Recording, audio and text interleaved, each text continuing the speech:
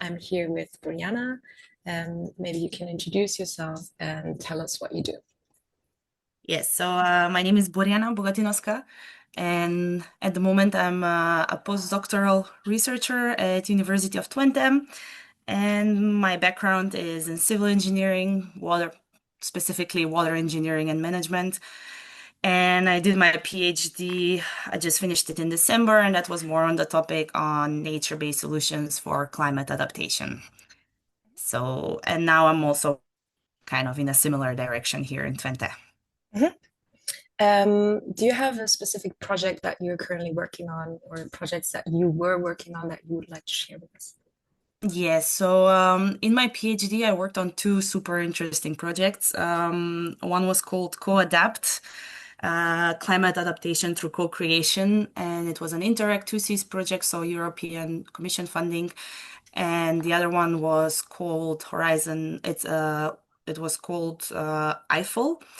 So it's a Horizon 2020 project, and that one was more about using geo-observation data for also for climate adaptation mitigation. So a bit more technical, Mhm. while the first one was a bit also on like the adaptation and involvement of stakeholders. Mhm. Talking about, And oh yeah, yes. talking about involvement of stakeholders, co-creation. Do you have specific methods that you used for this co-creational process? Yes, so my kind of job was more of an observer, kind of like on the sidelines, and I was working with for that project. Four countries were involved, so Netherlands, Belgium, UK, and France, and they all had their own kind of nature-based solutions or restoration projects, and they had a task because it was also involved in the project plan. They had to include stakeholders. And what I did in terms of methodology is that I first established kind of a toolkit Mhm. that they could use. So different tools to be used by these practitioners within their own case studies on co-creation. So basically, things like a climate app so that stakeholders could go in the field using this app. It was in Corona time, so it was quite handy for people to do that on their own. And then they could go in the field and specific NBS would pop up with information. And they have also had some quizzes and stuff like that. There was also this thing called I actually don't know the exact name of it now, but it was kind of like a NBS mapping. So stakeholders could sit around the round table with the map and imaginary prices for specific nature-based solutions because we need to always kind of keep track on the budget, right? We Yeah, can't make something completely crazy. So that they had the chance to actually plan the area with nature-based solutions by themselves, and that was taken into account um, in the final result, which was also pretty cool. that's really cool. And there is quite other things that I can talk about, but maybe these are kind of nicer examples to focus on Yeah, now. yeah. Did you get some feedback from citizens? Yes. Yeah. Yes, so this was a project in Belgium. Mhm. It was organized by the province of Antwerp. Mhm. It was in a little village around, and they had a bit of a limited space for this project. So they had flooding issues. So the main problem was flooding. And what they did, they wanted to include the stakeholders in kind of few stages. So the first stage was the province already had their plan, what they wanted to do with the area. So they presented their plan to the stakeholders, which was mostly like citizens, elderly people, kids, teenagers from the area. And they were like, we don't like this. This is kind of because it was a very limited area, as I said. And what they wanted to do is to have a playground for kids. Mhm. And in times of flooding, they could use that area to flood it so that then the city afterwards would not be flooded and the flooding would be contained in there. But people were like, yeah, no, we don't want a playground. We want this area to look as natural as possible. We want to ride our bikes. We want kids to just play freely in like little puddles and Mhm. stuff. So that's why the municipality, they were like, okay, we will switch gears. So we will ask them to plan it by themselves. And they had another stakeholder meeting And the stakeholders really liked being really actively involved because they Hmm. were divided in more groups, and all groups have had their own map to design. And then all of them could go around the maps and vote which they think was the best idea. And they organized other activities afterwards, like they could name the area as well. They were asking some other input via questionnaires. They had some tree planting activities with kids. So I think they really liked being kind of fully involved in this project. Acceptance is way higher, right? For these kind Definitely, of yes. interventions then. Yeah, I think they would have gotten quite a lot of pushback if they would have just done what they wanted to do in the beginning. Yeah, And there were also quite a lot of practical issues that the municipality didn't know about. There was yeah, like not a crossing walk at all to the area. So they were like, how can we get there? We can't even cross the street yeah, safely. So, and some issues with the sewage and stuff like that. So these yeah, things that were not heard before, they were heard now. So that was also super nice. yeah. Local knowledge, basically. More insider. Exactly. But also, Yes. I think one aspect that's something for after these kind of like projects is if the local people are involved in this, they also feel a sense of like ownership for the Yeah. whole project itself. So therefore, the Yeah. maintenance is probably kept the way they keep the place in a nicer way because they know they planned it together and it's like kind of like Yes. their thing as well. Yes, exactly. And I think that's why they also involve them not only in the planting activities in the area, but also in naming the place and just hearing their voices in like few kind of events that were happening in between. Yeah, yeah, Yeah. responsibilities and as well. Yes. Yes. Cool. But in this case, I have to say the what made things easier is that the municipality was owning this place already. Yeah, So they had full control on what they can do. While on other projects, for an example, in the UK, I saw a different kind of not challenge, but yeah, maybe I can call it a challenge. And that's because when you don't own the area, then you really have to actively collaborate with the landowners yeah. and ask them to change things. And then when you need to do that, it's a bit of a different pushback.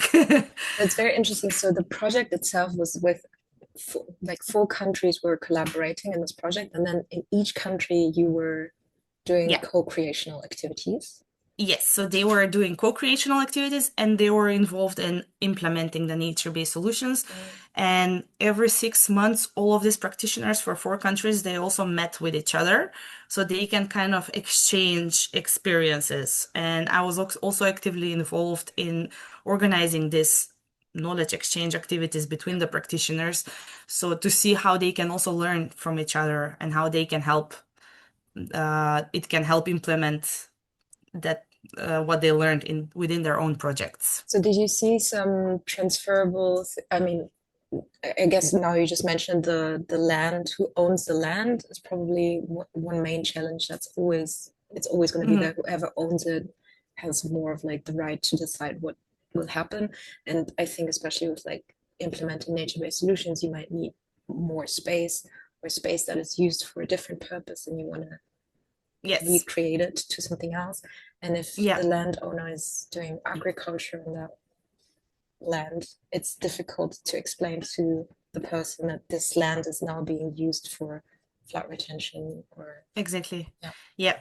Yes. So they could really exchange experiences. So one of my other research that I was doing on it was this on knowledge transfer. So how could knowledge also kind of tools, but for knowledge transfer within this international projects. And what was really interesting is that in the Netherlands we have very limited space. Mhm. Um, and we noticed we also worked on the aloe vera sketchment, and there we had a farmer that literally noticed that if he doesn't change something, uh, his daughter will not have any business anymore in like 10, 20, 30 years from now. And yeah, maybe he's not gonna be there to help with the area anymore. So it came from him to kind of go to the municipality and see like, okay, I need to do something. What can I do to have more water in the area? Because Yeah. he had tree orchards and they're very susceptible to drought, so very sensitive to Mhm. drought. And he was like, yeah, I have to do something. I have to retain water. Otherwise, yeah, my daughter is gonna be left with nothing. So that was also a very interesting case, and he bought land and he implemented some small-scale nature-based solutions to retain water so that he can use it in kind of periods of drought. So that was So also cool. something. Coming from Yeah. the other direction. Yes. Yeah. Yeah, exactly. For me, it was also very cool to see that. Okay, but in general, would you say like there were some measures or co-creational tools, for example, that worked better and others that did not work as good as you thought they might work? Or is it very different depending on the case? I think it's very dependent on the case. So depends on the local conditions, all these governance frameworks that are applicable to the specific area. But at the moment, I'm working more on hybrid measures. So the using the nature-based solutions and structural measures, because sometimes you just need something that's safe, reliable, that has been researched for years, and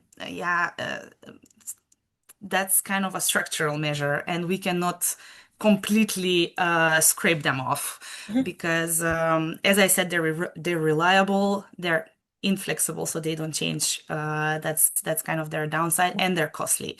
But mhm, sometimes we need them. So now what I'm looking into is kind of the combination of nature-based solutions and this kind of structural measures, mhm, because as you said as well, we don't always have the space to mhm, only implement nature-based solutions. So now we need to see how we can combine them. mhm.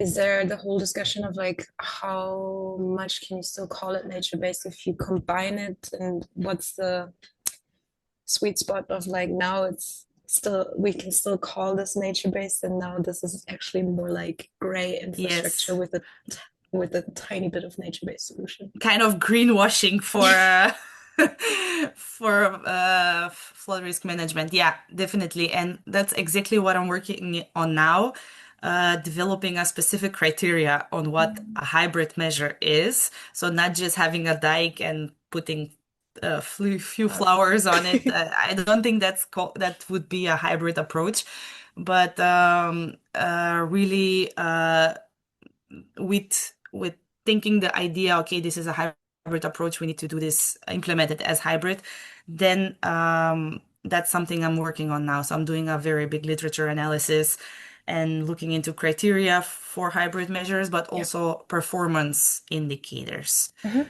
Because for structural measures, we know how they will perform. For nature-based solutions, not so much. mhm, Um, and especially, I think this is also something that stakeholders are still hesitant yeah. when it comes to nature-based solutions Yeah. because they don't see immediate benefits from it. And you need to wait sometimes 10, 20 years to see benefits from nature-based solutions and also to have kind of monetary as well benefits.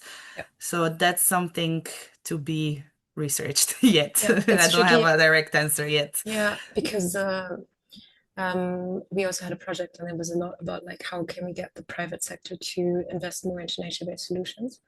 And I think the main one of the main challenges was financial aspects of how much is how much do you pay for nature-based solutions and how much do you get back from it, while gray infrastructure or more like traditional infrastructure is you pay this and then this is what you get, and it's Yeah. very quite clear. There are lots of case studies and you can estimate the value pretty easily, while with nature-based solutions you have the ecosystem services, but then it's a lot of like non-monetary values, and it's difficult to tell them like in what time scale also how much will you get back, and there's not enough case Yeah. studies, I guess, on that. Yeah, yes, there's not enough evidence base as well. And it's nice that you mentioned this with the private sector because at the moment I'm also involved on a paper together with University of Utrecht. Yeah. So they are more on the law side, law/policy side. And we are really looking into how this taxonomy framework Mhm. can be used so that companies would invest Mhm. in nature-based solutions. So we're also writing a paper on that research, but that's still pending Okay. because you do have this taxonomy regulation on um, kind of funding activities that are labeled as sustainable, but we don't know how to label NBS as sustainable yet because there are specific indicators there, but how that can be applied to natural solutions, we don't know yet. So this is also something that we're looking into. So the methodology here is to look at what kind of indicators are available already, These are literature review. available. Yes, no, these are already available, but they're more kind of for small scale nature-based solutions Mm. for flood risk management measures, but not specifically for nature-based solutions. Mhm. So we're looking how we can really not really evaluate, but look at the nature-based solutions through this taxonomy framework that's already available. Yeah. Yeah, I think at least for me, I've realized that there are quite a lot of things already out there also. I mean, on the one hand, there's like we're missing evidence, but on the other hand, once you go into what other people are researching on, there's quite a lot happening already, but it's still like I think it all has to Too like come together. scientific, maybe as Yeah. well.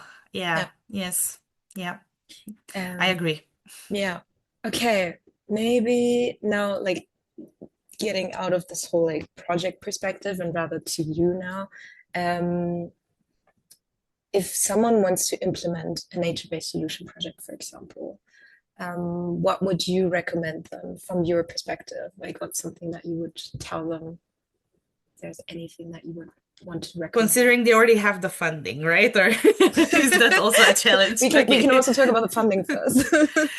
No, let's consider that they had the funding already. Yeah. I would say start from the with the stakeholders from the beginning. So as long as you start with the stakeholders from the beginning, because sometimes they have more knowledge than you think. They've been living in the area, they know that area better than some technical modeler that comes and says, okay, we need to do this, or a policy advisor that also j just like looks at things in kind of a very rigid way. So just start, I would say start with stakeholders and then maybe go into modeling, go into the field, then go back to the stakeholders, kind of have this iterative Mhm. connection with the stakeholders throughout the whole project. Not only would it give them ownership and it would make things easier for both sides, I think eventually in the long term, it would contribute much better because, as you said, they would go to the area, they would be like, "Oh, we did this as well. We kind of had our opinions heard," and that really, really helps a lot. Yeah. And I'm not saying that the modeling and all these things are irrelevant. I think those are very relevant. But if there is an overlap between what is preferred from the stakeholder side and what is possible within the physical conditions of the area, and there is some kind of an overlap, I would see that kind of as a win-win situation, maybe. Mhm. I just realized the toolkit that you mentioned for this co-creation that you did with the project, is it available? It's available, it's a journal Okay. article. Yeah. So Okay. yes, Perfect. yes, Yeah. yes, yes, yes, Cool. it is. Because that would be really interesting to also see possible ways of involving stakeholders and Yeah. active participation. Because that's, I guess, there's a lot of like we should involve stakeholders, but then it's the question of like how to involve them. And as you said, like it's very like case specific of what works and what doesn't work, but then to have different tools on how to Yeah, do this. this toolkit is made in a way that it should make the lives easier for practitioners in terms of practical things. So depending on your funding, time, Mhm. resources, which tools you can select, also depending on to which extent you want to involve the stakeholders. So are you Mhm. only involving informing them, involving, collaborating, or empowering them? So that's Yeah, all within that cool. toolkit. Yeah, And I made it in Corona time, so there is a lot of online yeah, tools that people use just because they had to um, engage stakeholders, and it yeah, was not possible in COVID. So yeah. they were quite innovative, and it's really nice to That sounds see very interesting. everything they did. Yeah, Yeah, yeah, because also if it's online now, we're not having COVID anymore, thankfully, but it's also cost efficient, no? If you can exactly. hold Yeah. something on a maybe hybrid or even just virtual online meeting. It's Yes, always good. exactly. Yeah, so it's also some things are some tools are physical and some Mhm. tools are online. Some can be both. So yeah, it's Nice. also in there. Okay, I'm Yeah. gonna have a look. Nice. I'll send it to you. Thank you. Yeah. Okay, I would say that's it from my side. Is there anything else that you would like to share or talk about? No, just super curious about the outcomes of the project, so I will Thank you. keep in touch with you about that. Thank you, yes. And thanks for your time. You're welcome.